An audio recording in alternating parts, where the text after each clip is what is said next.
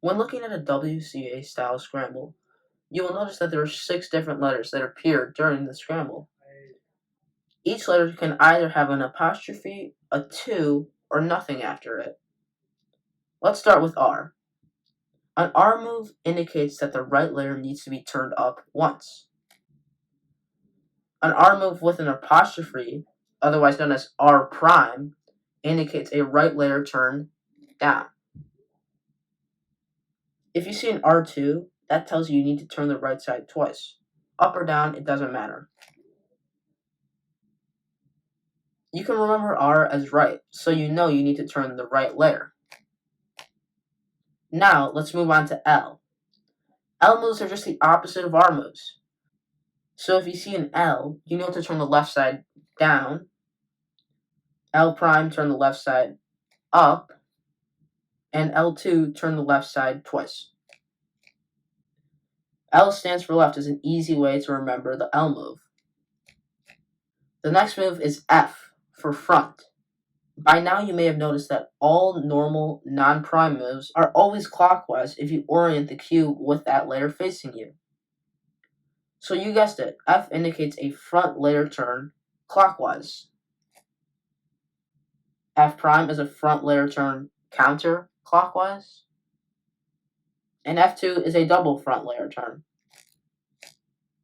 The opposite of F is B for back. A B move is just the exact opposite of an F move. So turn the back layer like this. B prime like this. And B2, as always, can go either way 2 times. Moving to the top layer is the U move, or you can remember it as upper. The U move indicates a clockwise rotation of the top layer once. U prime is counterclockwise, and U2 is just a top layer turn twice. Pause the video now and try to work out the final move that appears in scrambles on your own. A D move, similar to how F and B are opposite, is opposite to U. So to perform a D move, rotate the lower layer like this. For a D prime, it's the other way. And a D2, like always, is 2 lower layer turns. These are all the moves that you need to know to be able to scramble your 3x3 cube. There are a few more moves that I will share with you today that may become useful later down your cubing journey. The first is the M move. This is simply just a middle layer turn that follows the direction of an L move. So here is M, M prime, and M2. I'm just using my ring finger to turn the middle layer. The next several moves that you should be familiar with are wide moves. These can all be represented with a lowercase letter, and they go like this. So a wide R move looks like this. A wide L looks like this. A wide U is this. A wide F is this. And so on. The prime and 2 properties still apply to these moves.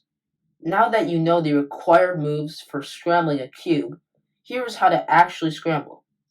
Firstly, you need to find an app or website that will give you appropriate legal 3x3 scrambles.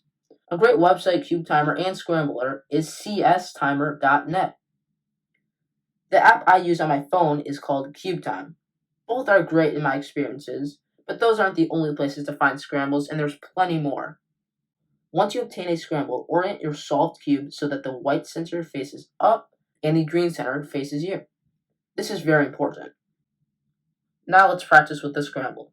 So, U, F2, D prime, F2, U prime, L2, F2, L2, U, F2, D prime, L2, R, B prime, R2, U, B2, U2, R, D2, and R. Now, if you scramble with the white facing up and green facing you, it should look like this. After obtaining all of this cubing knowledge so far, it is time to go do some solves on your own. Stay consistent in practicing, and in no time, you will have that timer reading under 60 seconds. Just remember, I am rooting for you to be cubing.